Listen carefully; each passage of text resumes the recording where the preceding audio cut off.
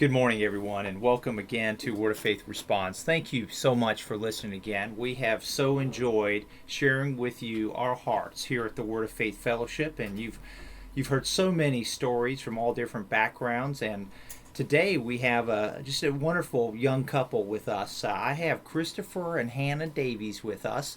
Hannah is actually an attorney with our law firm, Farmer Morris Law, here in Rutherfordton, and we are just blessed to have her. She does a great job. She actually practices with Social Security disability claims. She handles wills, and she also handles car accidents along with me. We work together throughout the day, and we just have a great time, and she just does such a good job. Hannah actually moved to our church with her family many, many years ago when she was a child, all the way from Ireland. So her family's from Ireland. We actually heard from her dad on a program a little while back, her dad Andy. And so it's really been a miracle how God brought her family here to the Word of Faith Fellowship. And you're going to hear her share about how that happened. She came here at a young age, and she grew up at the Word of Faith Christian school, graduated there. She went on to Gardner Webb, where she graduated at the top of her class. And then she went on to Elon Law School, where she graduated number one in her law school class. She actually went on to obtain a clerkship with a federal judge, one of the federal judges over the Western District of North Carolina. Actually, she was the first law school student at Elon Law School who ever was able to get a clerkship. So she worked for the federal judge for 1 year. Right out of law school, and then after that she came and joined our law firm, and we've been blessed to have her. Her husband is with her, Christopher, as well. Christopher was actually one of the very first babies born at the Word of Faith Fellowship way back when after the church started, and so he's excited to claim that. He shares about that a lot. Christopher, so he grew up all his life at the Word of Faith Fellowship. And his parents, Connie and Charles Davies, you have heard from them if you were listening to past programs. They were on a program, and they shared all about what God did in their life, and it was really just a wonderful testimony. So that is Chris's parents, and so Chris was raised at the Word of Faith Fellowship, and he went on, graduated from the Christian school, and he got an engineering degree. He graduated at the top of his class. And so they are here today. And so you have two young couple, really precious couple, and they're going to share with you all the things that God's done. And they're going to share about the things as they grew up at the Word of Faith Fellowship, things that God did in their hearts. So let's go ahead and start with Christopher. Christopher, would you share with us about your life? Sure, Mark. Thank you very much. And thank you, Jim, for having us here today. It's such an honor for Hannah and I to be here. And we just wanted to share with everyone listening today that we're a young couple that's grown up in the church most of our life. Hannah most of her life, and like Mark said, I've been here all my life. Now 30 years, believe it or not, Mark. It just goes by so fast. The older you get, it seems like. And it's been a wonderful life. I know you've heard a lot, you've seen a lot on the TV, you heard a lot from the AP about our church, and it's all a lie. Like I said, I've been here 30 years, and every single bit that you hear is nothing but a lie. Hannah and I have had a wonderful life, serving Jesus and fellowshipping with everyone at the church. As Mark said, my mom and dad are Charles and Connie Davies. They've been wonderful parents to me and both my siblings. I have a younger sister, Caroline, and an older brother, Justin. We've gone along great together. Never experienced abuse in the church, in the school, at home. And most young people, I don't think, can say that they never experienced strife either. I know my mom and dad always told us that we came to this church because we needed help with our marriage, because our marriage was falling apart because of strife, and we're not going to have strife in our family. And ever since I was a little boy, I just remember that there's no strife in this family. The only thing I ever felt my whole life was nothing but love. And as Mark said, I was the second baby born in the church. I was the first baby boy born in the church. So I'm here to say today I'm a proud member of the Word of Faith Fellowship and a proud alumnus of our Christian school. I couldn't have a better school and a better church for all my life. And I plan to be here the rest of my life until Jesus takes us home. And without any doubt, I've had the best parents and the best life any young person could ask for. I mean, what else can you ask for but parents that train you up in the ways of God and teach you the most important things in life? You know, A lot of people seek after money, a lot of people seek after fame, but my parents have taught me the most important thing is serving Jesus and loving Jesus with all that's in your heart. And out of that place, the second most important thing is people. You can't take anything else to heaven but people. And my parents, as most people know in the community, have reached out. They're in the nursing home ministry, which I've gone there multiple times, especially when I was younger. And that's just the most important thing in life is sharing Jesus with people and doing everything we can just to be a blessing to people. And that's what I just remember from my early childhood, just growing up in the church with my mom, as she did everything in the church, as she prepared the food, as she prepared for events, was just being a blessing. It's been in my heart ever since I was a little boy what Jesus said, that he came not to be waited on, but he came to serve. He says also that he who wants to be the greatest in the kingdom of heaven must be the servant of all. And I'm not trying to be the greatest, but I'm just trying to be the servant that God wants me to be.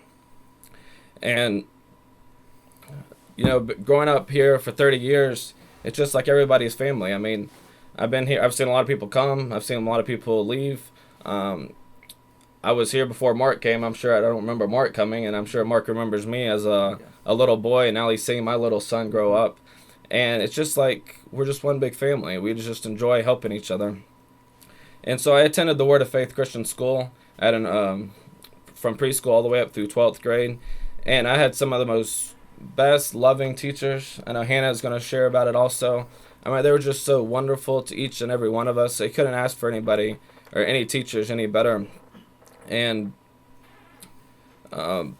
there's, like I said before, there's been never abuse in the church, never abuse in the school. All we had was nothing but love, compassion.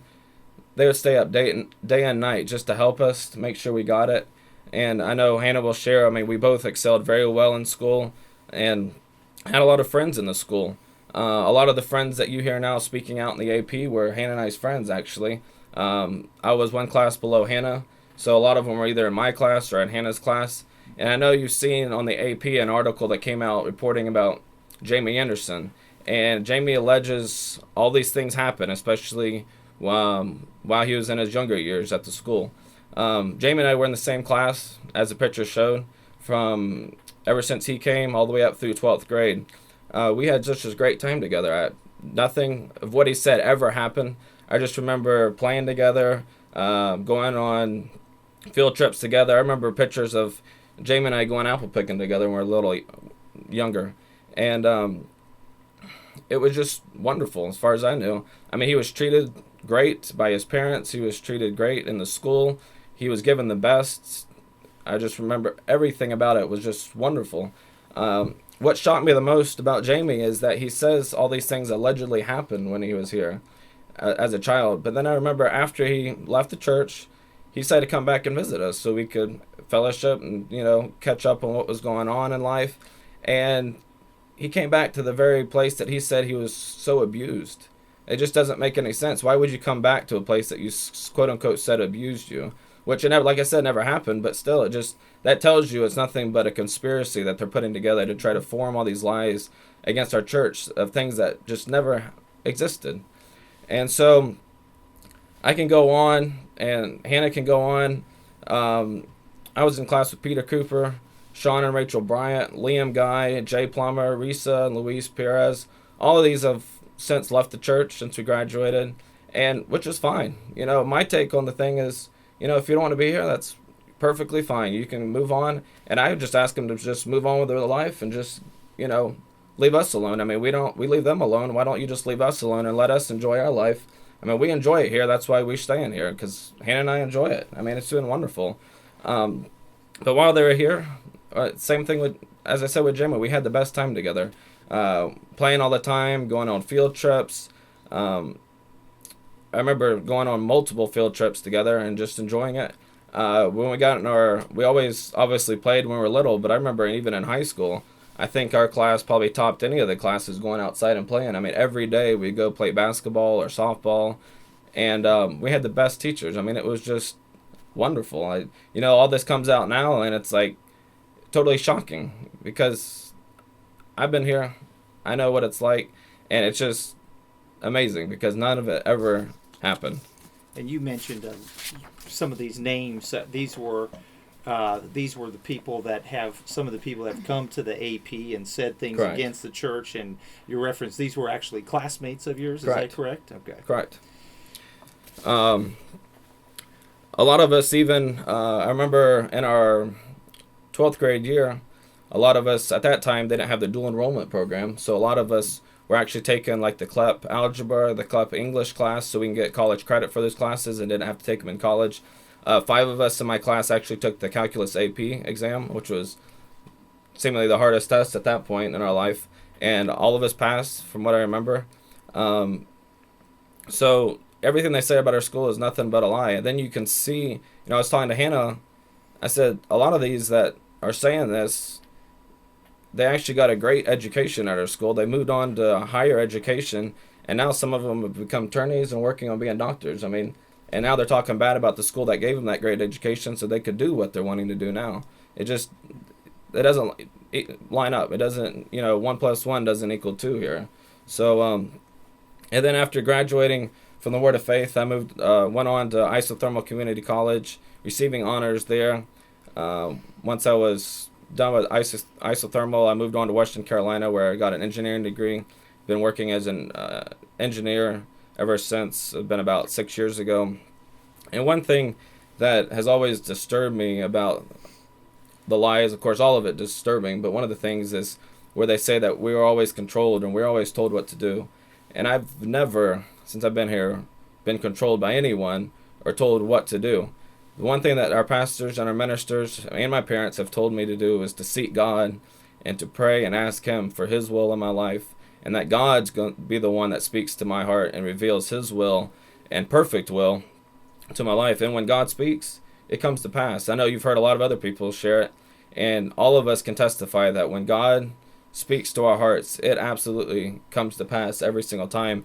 And one scripture in Ephesians that is always speaks loud and clear to me and is definitely a testimony in my life. It says, Ephesians 3:20, "Now to Him who, by in consequence of the action of His power that is at work within us, is able to carry out His purpose and do super abundantly, far over and above all that we dare ask or think, infinitely beyond our highest prayers, desires, thoughts, hopes, or dreams." And I can truly say that God has done that in my life, that I've served Jesus with all my heart, and that God has blessed me way beyond what I could even imagine. When you're little, you have all these dreams of what you want to be or what you want. And when you serve Jesus, God does way beyond, Mark, what you can even ask for. I know Hannah came into my life a little over 5 years ago. We've been married 5 years. God brought her in my life. God spoke to me, and God spoke to her that we're supposed to be married, and it's been a wonderful relationship. I know it just gets sweeter every day, right, honey? Yes, it does. And we're just so happy serving Jesus together and helping each other and helping God's people and helping people in the community. As Anna says, she works as an attorney, and I work in the community also, and it's just been wonderful. And about 2 years ago, I remember driving home from church one night by myself, and I was crying out to God that He might bless us with our first child. We felt like we were ready for our first child, and we knew that it came from the Lord. And I was just praying that, Lord, I need your help in this area because we feel like it's time. And I remember the Lord speaking loud and clear to me. He said, "Chris, be at peace because I'm blessing you with a son." And within 3 days, we found out that Hannah and I were expecting our first child. Within 3 days. It reminded me of when God came to Abraham and told Abraham that He was going to bless him with Isaac, and what a blessing that was. And then later on, we found out that we're having a son, and it was the fulfillment of what God spoke to me directly and gave me that peace. And now we've been blessed with our little son Clayton, who's 11 months old now, and he's just a precious little boy. I mean, he even at 11 months, he enjoys going to church. He enjoys seeing all his friends. He's starting to wave at everybody and kind of lean over and give everybody sugars and give them hugs. Even, I think, did it with Mark last night. He had such a good time with Mark, seeing Mark and all his friends at the church. Everybody is just like family to him. And now we're moving on, and God's blessing Hannah and I with our first home.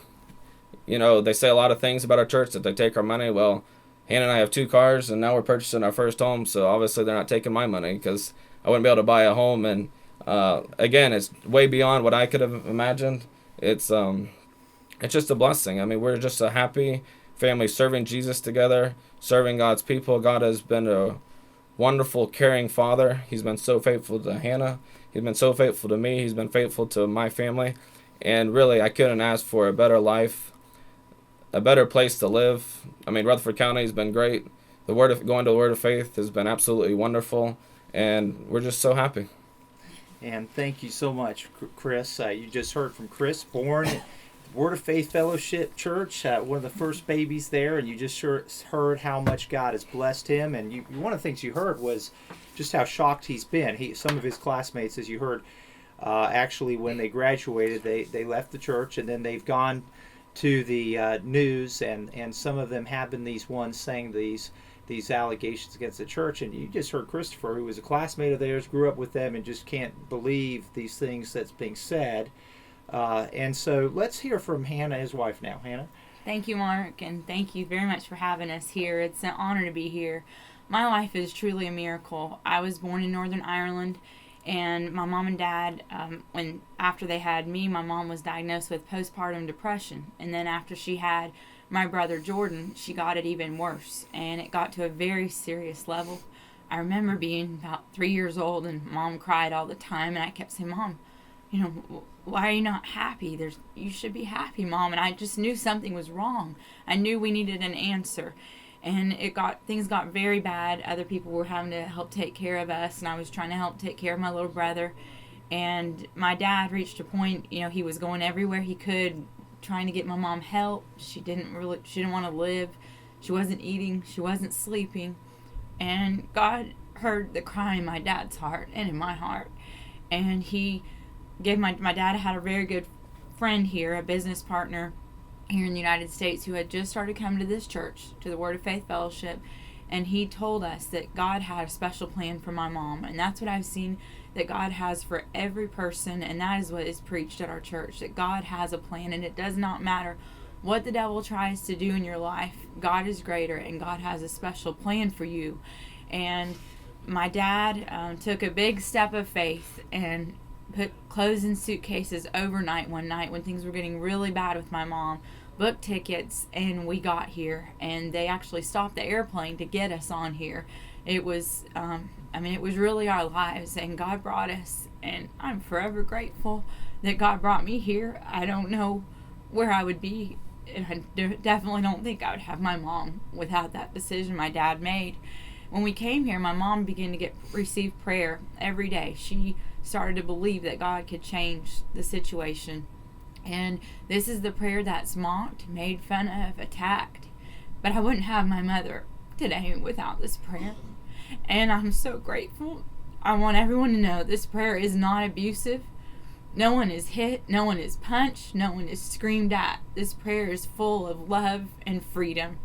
And I'm so grateful for it. I'm so grateful for how God changed my mom's life. She's not the same person at all that she used to be. She's very happy, and we've had a wonderful life here. Of course, we had to travel back and forth for years because we didn't have the visa to be able to stay indefinitely for quite a while. But when I was 12 years old, we were able to get our permanent residency status here. It was an absolute honor and privilege to be raised in the Word of Faith Fellowship and at the Word of Faith Christian School. From a young age, I remember coming into the Christian school, and Robin Webster, Sam and Jane, our pastor's daughter, was my teacher for about six or 7 years, and I really claimed her as my teacher the whole way through because she was really like another mom to me. She loved us so much. She taught us to love Jesus. She taught us that what mattered in our life was serving Jesus, making it to heaven, and bringing each other to heaven. And if any little need I had, she always cared for me so much. She wanted to help me, and I'm forever grateful for her. I'm very grateful for the foundation that not only her but every teacher I had gave me in school. They taught me that God loved me. I had to go back to Ireland for a whole year and was homeschooled while I was there. But my class sent me letters every 3 weeks, I got this big package, and I would read those letters for days. Our class was like a family. We were like brothers and sisters. We were close. We went on fun field trips together.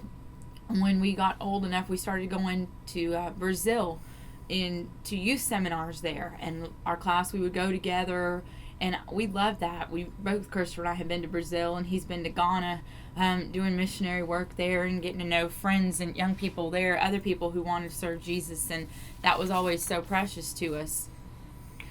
In my young teenage years, I began to be very troubled and tormented inside. I was here, I loved being here, but I didn't understand. I felt empty inside. I tried so hard to always do the right thing, to make good grades in school, but I was missing something. And I didn't understand what was wrong. I wasn't being able to sleep at night. I always felt like I couldn't do enough right things, like I had done something wrong all the time. I knew there were attitudes and things in my heart that just were not right.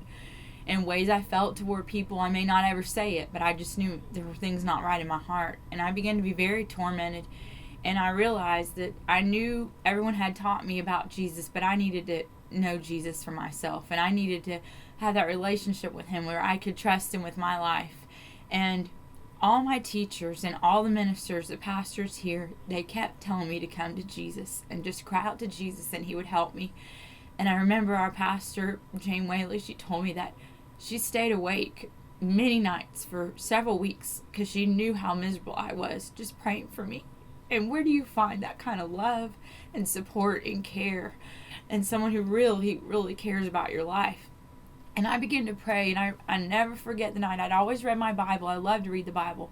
But I read in Jeremiah 1, verse 5, and God says, "Before I formed you in the womb, I knew and approved of you as my chosen instrument.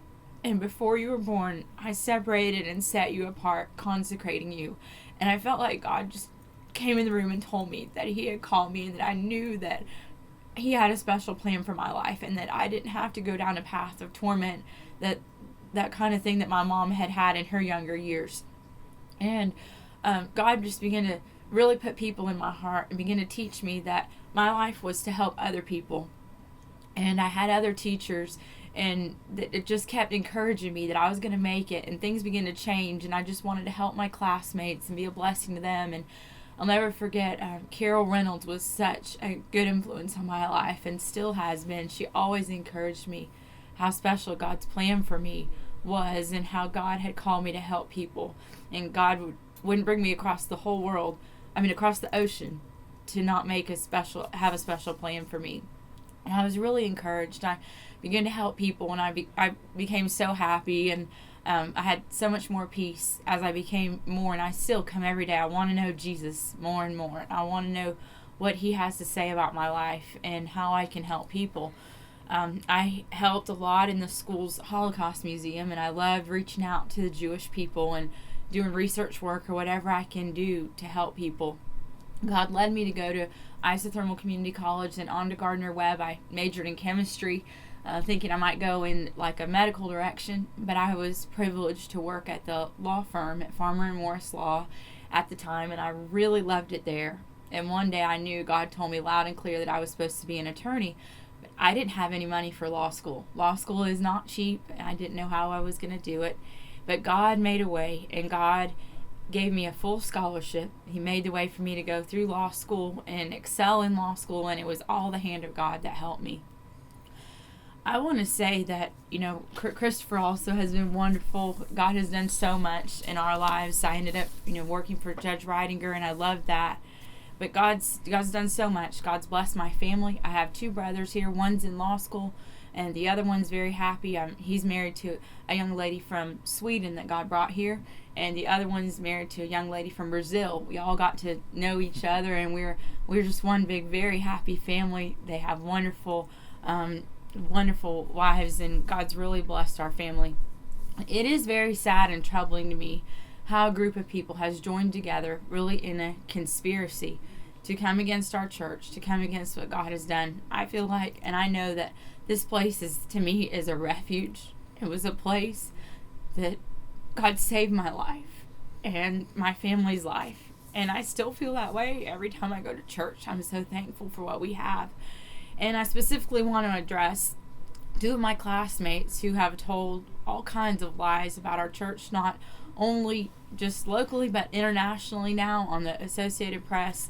And they're Benjamin and Micah Cooper. Micah was probably one of my closest friends, probably one of my best friends for growing up. We actually lived in her home for several years. Her parents are wonderful people, and they opened their home for my family when we came here and didn't have a place to stay for a while from Ireland. But we were roommates. We went to school together. We did all kinds of things together. We went shopping together on weekends. We went on field trips. We went to zoos. We have lots of memories that we would share. And Micah had a wonderful life. Her husband Benjamin was in my class as well. He had a wonderful life. And I actually, when they went to law school, we shared the same apartment, and I stayed with them. So I knew them very closely. We shared meals together. We shared our hearts together. And they loved it here. We were very blessed. We had times we would pray together, read the Bible together. We shared the same desire that we wanted to love Jesus. And it really saddened me when I saw them turn their hearts away from what I had seen God do in their lives. Benjamin had always told me it really troubled him how our church had been lied about. He didn't like it. They were very upset about it. They wanted to get the truth out. And they felt like it was a major attack on our religious freedom that we have here in America, to the way we had already been lied about before they even left the church. So it's very disturbing to me, and I just want to share that what they've said is a lie. There is no abuse here, no abuse in our church or Christian school. We've been very blessed. And even after they left, they sent their little son to our church. They must have known somewhere. I mean, we've been loved, and Benjamin, from what I've heard, has gone to all kinds of law enforcement agencies, telling things about our church that are not true, meeting with people against our church. And this deeply saddens me because God gave them the very best also. And I want everyone to know that it's a lie, what they have said. But God promises us in Matthew 5, verse 10, that we're blessed. When we're persecuted for righteousness' sake, we will be persecuted. And we're grateful. Christopher and I, we talk often about how happy we are and how our faith grows stronger by the persecution that we've gone through. And I want everyone to know, I mean, we're honored to be persecuted. We're rejoicing. Jesus was persecuted. The apostles were persecuted. It makes me know that we're in a place that's seeking holiness and righteousness, and that's what we want for our lives and our children's lives. We have a whole group of young people that feel this way, young parents who want their children to have the same heritage that we had, so that they can continue to serve God and fulfill the call of God that is on their lives. And I'm so grateful God brought me. I have another verse that I love, that God says that He brings you from the ends of the earth and calls you His servant. And I'm so grateful. Christopher and I, we want to be shining lights for Jesus everywhere we go, just like Esther and Daniel were in their generation. And that is our heart. We're grateful for our church. We're grateful for our pastors and ministers, our school, every teacher we had, and what God has done for us. And thank you so much, Hannah. And truly, Hannah and Christopher both are shining lights, just like Hannah has in her heart. I can tell you, I've been with both of these since they were young. I remember watching Christopher as he was a little guy at church, and so they are shining lights here. You know, one of the things they were sharing was this group that has gone out. They've talked to the AP. Some of you may have heard these articles that came out last year. And she specifically mentioned Benjamin and Micah Cooper. And so they have gone to the news. They've been on different news articles. You can actually go to our website, wordoffaithfellowship.org. And if you go to Word of Faith Speaks Out, you will see a clip of Benjamin and Micah Cooper when they got married at our church. This is like an actual clip of their wedding. And they were sharing at their wedding their testimony about all the things that God did for them in their life. And they're sharing how grateful they are. They're sharing about the things God did, and they're so grateful for the ministers of God. And then you also see a clip of them recently, since they left the church, sharing these allegations against the church that are contrary to what they're sharing at their wedding video. So you can see that. If you go to our website, wordoffaithfellowship.org, and then you go to Word of Faith Speaks Out, you will see that Benjamin and Micah Cooper video clip of how grateful they were and how contrary it is now that you're hearing about this. But that's one of the things you can see the hearts of Christopher and Hannah, how shocked they are at these classmates that were loved and what they're saying now. But we do want to thank you again. Thank you for tuning in to Word of Faith Responds. And please go to our website to learn more about us. We hope you have a wonderful day. Thank you very much.